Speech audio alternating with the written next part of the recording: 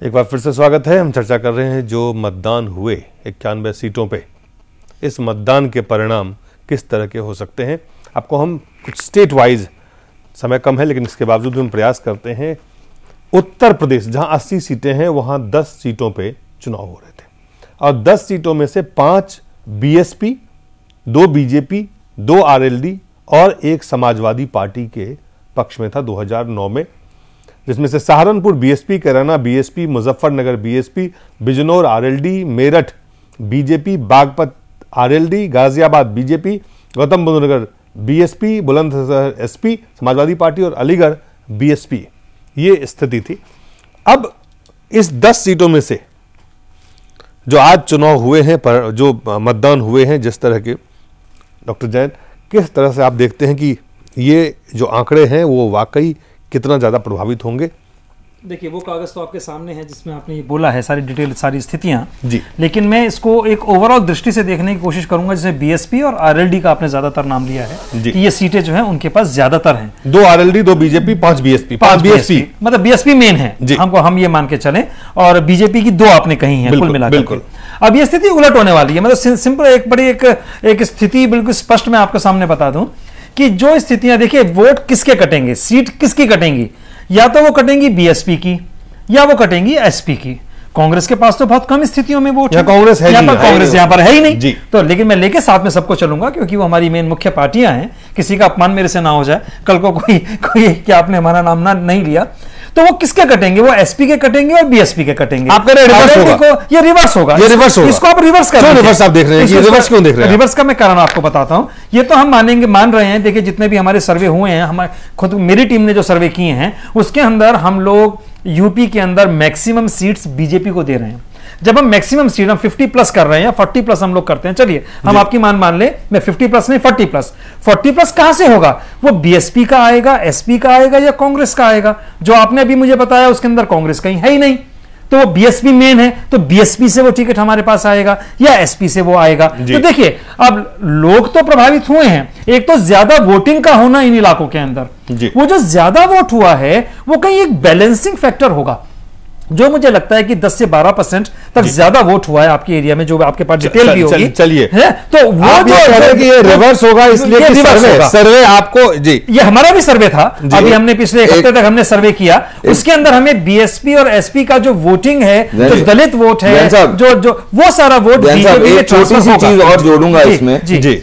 अगर हम इसको ध्यान से देखें तो बीएसपी, आरएलडी और एसपी तीनों वो पार्टी हैं जो यूपीए के या घटक हैं या वो साथ में उनकी बैसाखियां हैं। बिल्कुल ठीक है, बिल्कुल ठीक। तो जनता का जो रोष है वो उनके प्रति वो कहर भी बरपा होगा, इसमें कोई दोहरा नहीं है। वो कांग्रेस का वो वोट और बीएसपी का वो वोट जो कि इन पार्टियों का वोट नहीं, जो बात बीजेपी को पड़ेगा। डॉक्टर जैन कह रहे हैं, जो बात रमन कह रहे हैं, आपको लगता है कि ये चीजें रिवर्स होगी? मुझे लगता नहीं फिरोज भाई कि आपका कोई कैंडिडेट वहां पर है जो इनको इन सीटों को प्रभावित कर सके। वो तो एक अलग मसला है यहाँ पे। नहीं, आप और हम की बात नहीं है। मैं इसमें ये कहना चाहूंगा कि मैं आपकी और रमन जी की इस बात से मैं मुत्तफिक हूं, रिवर्स तो होगा और जिस लाइन पे आप जा रहे हैं मैं समझता हूं उस लाइन पे होगा, लेकिन इसमें आपको भी जोड़ लीजिए, आम आदमी पार्टी को भी जोड़ लीजिए। अगर आरएलडी की 2 सीटें हैं और एसपी की एक सीट है, मैं समझता हूं जो एसपी की 1 सीट है वो सीट हमारे पास आ सकती है। और एक सीट रिवर्स होगा। एरिया बताएं सर, किस एरिया की बात कर रहे हैं आप? उसमें आप मैं एरिया वाइज आपसे डिस्कशन करने को तैयार हूं। सहारनपुर में कौन है आपका मेंबर? आम आदमी पार्टी के नेता है, आपको उनको इतना हक देना पड़ेगा कि अपने पार्टी के बारे में बोल सके। इसको लॉयल्टी नहीं निभा रहा हूं, मैं ईमानदारी की बात कर रहा हूं। चलिए, पार्टी के अंदर भी ठोक पीट के मैं ईमानदारी, चलिए कायदे की बात करता हूं। बिल्कुल ठीक बात है, करना चाहिए। पुष्पेंद्र, वो मजबूरी भी उत्तर प्रदेश, पश्चिम उत्तर प्रदेश की ये 10 सीटें हैं और यहां पे जो तमाम दल, जो आपने पहले बात कही कि कम्युनलाइज करने की हर तरह की कोशिश हुई, क्या उसका नतीजा होगा? देखिए, मैं जैन साहब की इस बात को मानता हूं और वेस्टर्न उत्तर प्रदेश का मिजाज हम लोगों को पता है, हमारी पैदाइश भी इसी वेस्टर्न उत्तर प्रदेश की है। यहाँ बहुत सारी चीजें मान सम्मान के लिए लोग जीते हैं, यहाँ ऑनर किलिंग की बात होती है। यहाँ खेत के अंदर बकरी घुस जाए तो उस बकरी की कीमत की 10 गुना गिर जाए तो उसका इंपॉर्टेंस नहीं होती, यहाँ बड़ी ईगो का मामला होता है।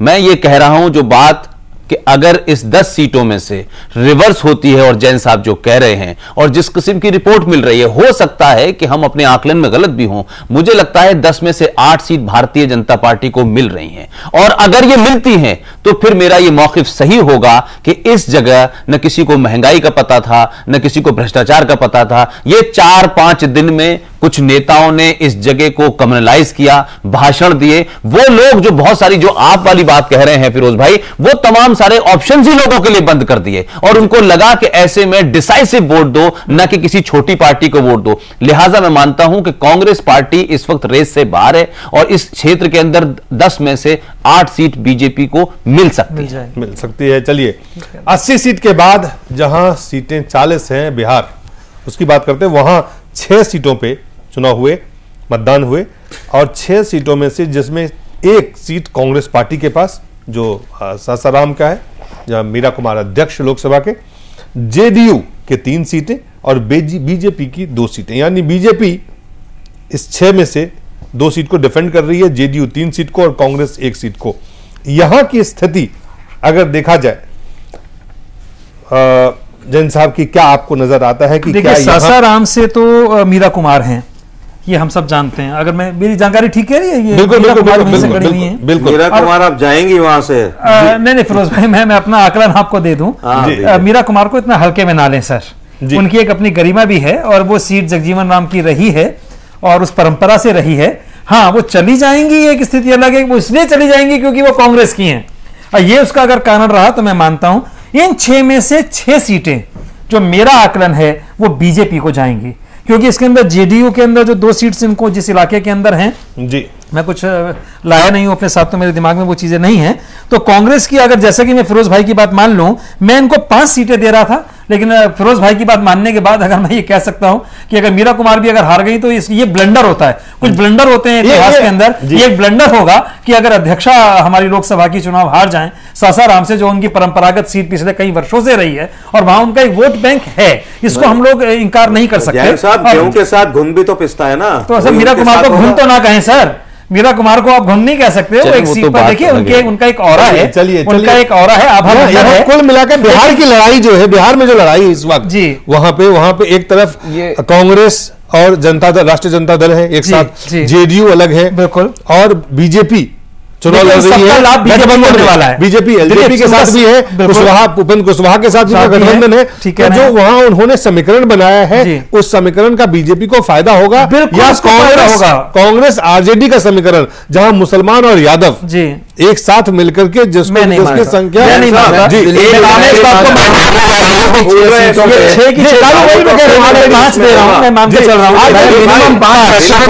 हम लोग एक गलती कर रहे हैं, हम बड़े फराख दिली के साथ, बड़ी जेनरोसिटी के साथ बीजेपी ठीक है, पुष्पेंद्र भाई ने भी जो है 8 सीटें दे दी, आप तो पूरी 6 की 6 सीटें दे दी। आपका जरा मुझे मेंबरी बता दो, कौन है वहां पर एमपी के लिए खड़ाई कौन हुआ है? लालू को पसंद है, नाम भी नहीं जानता, ये भी नहीं जानता। लालू की तो पर्सनैलिटी भी तो हो सर, एमपी का रिजल्ट मोहल्ले के रिजल्ट का चुनाव नहीं है ये। चलिए जानते भी नहीं कि आपने वहां पर कौन किया था, उस आदमी ने बिहार से भी बड़ा है। अरे आप तो सोच भी नहीं सकते सर, आप कहां से बीच में आ जाते हैं? यहाँ पर बात चल रही है, आपने जो हमारे मुख्य पार्टियां हैं, आप अपने कैंडिडेट को बीच में ले आते हैं, खामा खाएं। 500 वोट नहीं मिलने आपके किसी मेंबर को वहां पर। मैं नहीं मानता, ऐसा नहीं, एक ज्यादा लगता है डॉक्टर जैन, ऐसा ओवर। चलिए उस पर हम अलग से एक दिन चर्चा कर लेंगे। हमारे आत्मविश्वास में तो हमारे पास रहने दो ना सर आप जी। नहीं आप उसको जब आप शास्त्री जी से अपना तुलना कर रहे हैं, आप अपनी तुलना शास्त्री जी से कर सकते हैं, तो उनका आत्मविश्वास तो उनकी है ना। महाराष्ट्र चलते हैं, महाराष्ट्र के आप ज्यादा ठीक समझते हैं। महाराष्ट्र के 10 सीटों पर चुनाव मतदान हुए हैं, उसमें से 6 कांग्रेस के पास में है, 2 बीजेपी के पास में, 3 शिवसेना के पास में, और 1 जो है एनसीपी के पास में। उसमें से बुल्डाना, अकोला, अमरावती, वर्धा, रामटेक, नागपुर, गोंदिया, गढ़चिरौली, चंद्रपुर और यवतमाल है। लोकसभा की जो वहां पे जो समीकरण है, उस समीकरण के हिसाब से चुनाव जो मतदान प्रतिशत है, यहां देश में जितने भी राज्यों में हुए हैं, 11 राज्य और 3 यूटी में, महाराष्ट्र में सबसे कम मतदान प्रतिशत हुआ है जी। कैसे इसको आकलन किया जाए? नहीं देखिए, कम का होना यहाँ पर कहीं मैं बीजेपी का नुकसान देखता हूँ। क्योंकि कम का होना ये बहुत बड़ा एक प्रश्न चिन्ह है। मैं इसको एक बात को स्पष्ट कर दूं कि जहां जहां वोटिंग ज्यादा हुई है वहां पर आप देखिएगा जब रिजल्ट आएगा उसका बीजेपी को कहीं ना कहीं लाभ पहुंचेगा। पहली बात, जैसा कि आप बता रहे हैं, मेरे पास क्योंकि आंकड़े नहीं है, आपने जो आंकड़े बताए हैं, डेटा जो आप दे रहे हैं, मैं उसी पे अपनी राय व्यक्त कर रहा हूं। वर्धा, रामटेक और यवतमाल, ये जो 3-4 सीटें आपने हम मुझको बता, और एक जगह आपने और बताई थी, नागपुर है। अब नागपुर 2-4 चीजों के बारे में तो हम लोग ये कह सकते हैं जो बीजेपी की अपनी सीटें हैं वो अब भी उनके पास ही जाने वाली हैं। नागपुर में तो उनके अध्यक्ष ही खड़े हुए हैं, पूर्व अध्यक्ष जो है वो आपके नागपुर, वो नितिन, वहां पे आम आदमी पार्टी के उम्मीदवार हैं, अंजलि है, लेकिन वो कितना उनको टक्कर दे पाती हैं और कितना, लेकिन मुझे फिर भी लगता है कि उनकी एक अच्छी पकड़ है बीजेपी की, वहां पर आरएसएस का वो गढ़ रहा है, तो इसका लाभ हम उनको जरूर देना चाहेंगे। बाकी जो स्थितियां हैं जहां पर शिवसेना है, देखिए जहां पर शिवसेना है वहां पर मनसे भी खड़ा हुआ है, हम ये भी देखें तो वो किस प्रकार उनके वोटों को काटता है। मैं एनसीपी को फिलहाल नहीं ला रहा हूं, मैं बिल्कुल समकक्ष दुश्मनों शत्रुओं को देख रहा हूं कि आमने सामने जो हैं, यानी वोट कटवा वहां पर कौन साबित होगा शिवसेना का, वो होगा मन से ज्यादातर, और उसका लाभ कहीं एनसीपी को या कांग्रेस को ना मिल जाए, आम आदमी पार्टी को मिल सकता है। सर आप फिर आम आदमी पार्टी को बीच में ले आते हैं, नहीं लाते। स्थितियां ये हैं कि उनको इतनी मतलब मुझे लगता है डॉक्टर मुझे लगता है इस डिस्कशन में कहीं पार्टी से ऐसा मत करिए सर बराबर होते हैं। डॉक्टर जैन कह रहे हैं कि आप आम आदमी पार्टी के बाहर क्यों ना, अब भूल जाए उसको, आप देखिएगा, आप देखिएगा बड़ा पक्ष लेते थे सर 35 दिन है रिजल्ट आने के, यही पार्टी को दिल्ली के बाहर उनको 0-0 मान के चलना उचित है। सुनने कोई नहीं आ रहा है, वाराणसी से आ गए, पूरा रोड शो कर रहे थे, कोई सुनने वाला नहीं था। अब ये तो देखिए मैं इस बात को वो सीट ले जाएंगे, आप इस लेवल पे मत लाइए, इतना उनको उच्च स्थान मत दीजिए, राज सिंहासन में मत बिठाइए। हाँ प्रभावित कर लेंगे कहीं ना कहीं, वो बातें कर लेंगे सर, अगर प्रभावित करेंगे दिल्ली में देखते हैं आप, उनके बूथों पर लोग बैठे हुए थे सर, स्थितियां देखिए आप, साउथ दिल्ली के अंदर मीनाक्षी लेके खड़ी होती है, बूथों पर उनके लोग नहीं के अंदर, वहां पर लोग नहीं खड़े हुए हैं। सुनिए नरेंद्र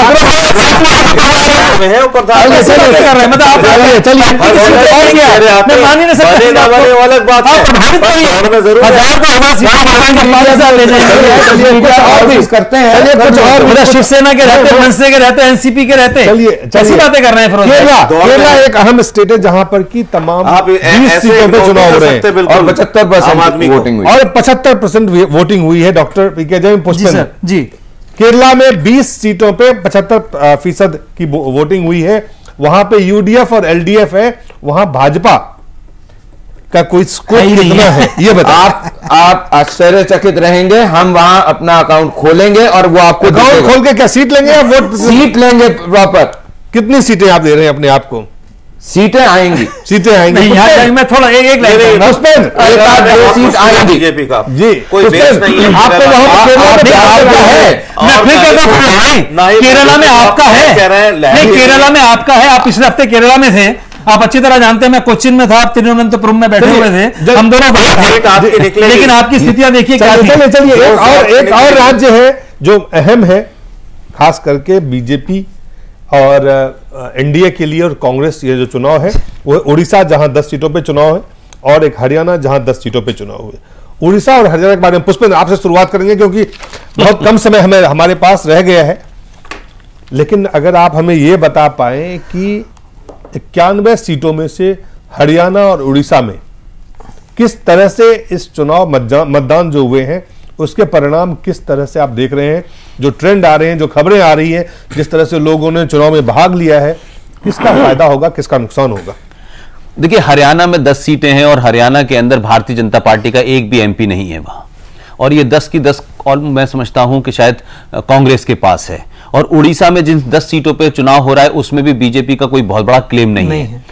एक सीट है शायद। मेरा मानना यह है कि हरियाणा के अंदर कुछ दिन बाद असेंबली के चुनाव होने हैं और हरियाणा दिल्ली से लगा है। हरियाणा के अंदर रॉबर्ट वाड्रा के मामले में आप पार्टी ने जिस तरीके से आरोप लगाए और वो मामला बहुत बड़ा बना, और फिर वहां मैं वही आ रहा हूं, और खेमका ने जिस तरीके से चीजों को किया वो लोगों ने देखा। तो मैं समझता हूं कि आप पार्टी ने जो कुछ दिल्ली में किया उसका असर हरियाणा में देखने को मिलेगा। और इनके बड़े नेता जो देश के बड़े सिफोलॉजिस्ट रह चुके हैं, योगेंद्र यादव जो है वो गुड़गांव से लड़ रहे हैं, उसका इंपैक्ट होगा और यहां भारतीय जनता पार्टी को खाता खुलेगा और उनके अपने लोग जीतेंगे। और उसमें एक बड़ी वजह यह है कि 35-35 साल जो लोग कांग्रेस के अंदर रहे, वो भी रॉबर्ट वाड्रा के मुद्दे पर राव इंद्रजीत ने कांग्रेस छोड़ी और बीजेपी का दामन थामा। अब हो सकता है कि राव इंद्रजीत अपने 35 साल के काम की वजह से जीते, लेकिन वो सीट जो है वो कमल के फूल के उस पे चली जाएगी। जहां तक आप उड़ीसा की बात कर रहे हैं, उड़ीसा के अंदर सोनिया गांधी भी गई, उड़ीसा के अंदर राहुल गांधी भी गए, उड़ीसा में नरेंद्र मोदी भी गए। दोनों लोगों ने लगातार जिस तरीके से हमला किया नवीन पटनायक के ऊपर, और वहां भी जो चुनाव होने हैं, आज मेरा ख्याल है शायद उड़ीसा की असेंबली के लिए भी वोट डाले गए हैं। तो मुझे लगता है कि लोकल जो असेंबली के इलेक्शंस हैं और असेंबली का जो सरकार है उसकी एंटी इनकम्बेंसी की वजह से लोकसभा में कम से कम उड़ीसा और हरियाणा में भारतीय जनता पार्टी को फायदा होने जा रहा है। नहीं, यहां मैं एक बात और कहूंगा, हरियाणा के अंदर फिरोज भाई खुश हो जाइए, मुझे लगता है कि एक सीट आप कहीं ना कहीं हरियाणा में या तो हिसार थोड़ा इंपैक्ट करेगा जिसका नुकसान बीजेपी को होगा, या गुड़गांव इंपैक्ट करेगा जहां पर योगेंद्र भाई का मेरा ऐसा मानना है। जैन साहब, मैं गुड़गांव से फिरोज भाई को मुझे लगता है गुड़गांव से आता हूं और बहुत एक्सटेंसिवली मैं वहां काम करता हूं। अच्छा, और एक इंपैक्ट और देखिए, रमन भाई एक टिप्पणी करके मैं बात खत्म करूंगा जी। वो देखिए, कांग्रेस के जो लीडर हैं, बड़े बड़े लीडर, मैं नाम नहीं लूंगा, ना वो पंजाब से लड़ना चाह रहे हैं ना वो हरियाणा, तो हरियाणा के साथ पंजाब को भी आप जोड़ लीजिए। तो मेरे कहने का मकसद है, मैदान छोड़कर भाग रहे हैं तो वहां पे बीजेपी को भी फायदा होगा और हमें आम आदमी पार्टी को भी फायदा होगा। जी चलिए, कांग्रेस का जरूर बोलना चाहूंगा, हरियाणा से मैं गुड़गांव रहता हूं तो हरियाणा की राजनीति के बारे में आपको इतना चीज जरूर बता दूं कि आप लोगों ने आपने जो समय हमारा खत्म हो गया, इसलिए सिर्फ एक सवाल आपसे पूछते हुए, आप लोगों ने बहुत सारी बातें कही कि बीजेपी के पक्ष में तमाम तरह की जो आप मोदी के लहर और कांग्रेस के भ्रष्टाचार और महंगाई का असर, तमाम चीजें। मेरा एक सवाल है, इसमें मोदी का सुशासन और विकास कहीं है, उसका इम्पैक्ट सबसे बड़ा है। नहीं, मैं देखिए, ये चुनाव इस बार, जैसा कि पुष्पेंद्र भाई पहले भी कह रहे थे, इस बार का चुनाव तो विकास पे लड़ा जा रहा है, इसमें कोई दो राय नहीं है। दो जो मुख्य पहलू जहां से हम लोग चले थे, मैं वहीं पहुंचा रहा हूं आपको। एक तो त्रस्त हैं और अति व्यस्त हैं जो सारे नेता लोग हमारे जितने भी हैं, कि एक तो भ्रष्टाचार से, दो चीजों पर, एक तो पॉजिटिव गवर्नमेंट एंड गवर्नेंस। क्या पॉजिटिव जो मतदान है ये पक्ष विरोध के कारण किसी पार्टी के पक्ष में हो रहा है, उस पार्टी की नीति और नियत के कारण इसको नहीं, देखिए दोनों चीजें हैं। एक तो जो मोदी ने जिस तरीके से अपने कारनामों को लोगों के सामने रखा, विकास का जो एजेंडा, देखिए उनके सर में कहीं भी कम्युनलिज्म नहीं है। अगर आप देखें, मैं एज अ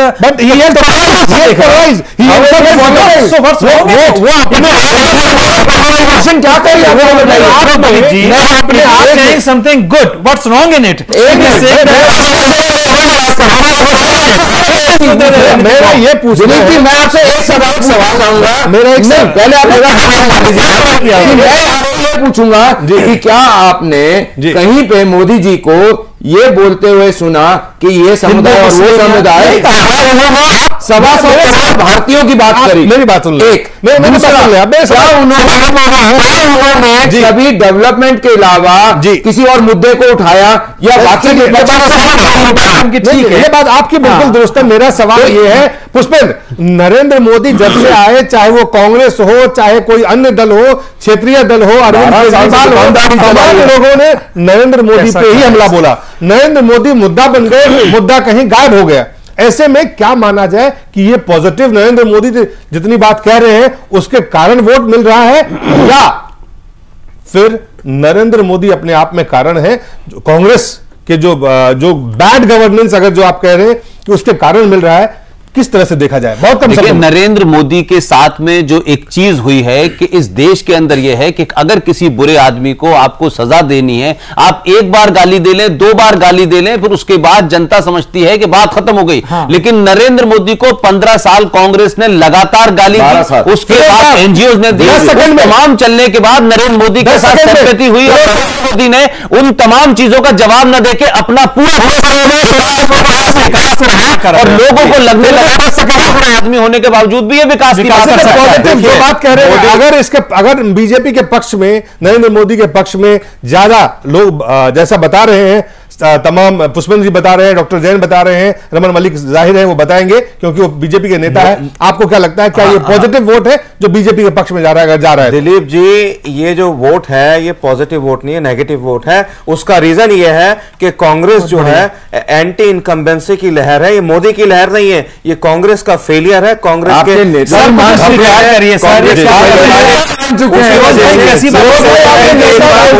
देख ले आगे मोदी जी क्या करते हैं। जब मोदी जी प्रधानमंत्री बनते हैं। बहुत बहुत धन्यवाद।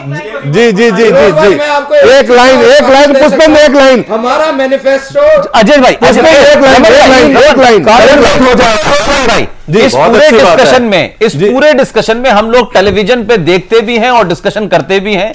बहुत पॉजिटिव नोट पे फिरोज भाई ने डिस्कशन शुरू किया। इन्होंने कहा कि मोदी की मेहनत और केजरीवाल के ऊपर पड़े थप्पड़ जो हैं ये जरूर रंग लाएगी। मुझे लगता है कि जो ये बात कहना चाहते हैं, कम से कम आज फिरोज भाई ने अपनी डिबेट में कांग्रेस पार्टी को सब जगह से रूल आउट कर दिया है और अपने मुकाबले में आप सब लोगों का बहुत बहुत धन्यवाद।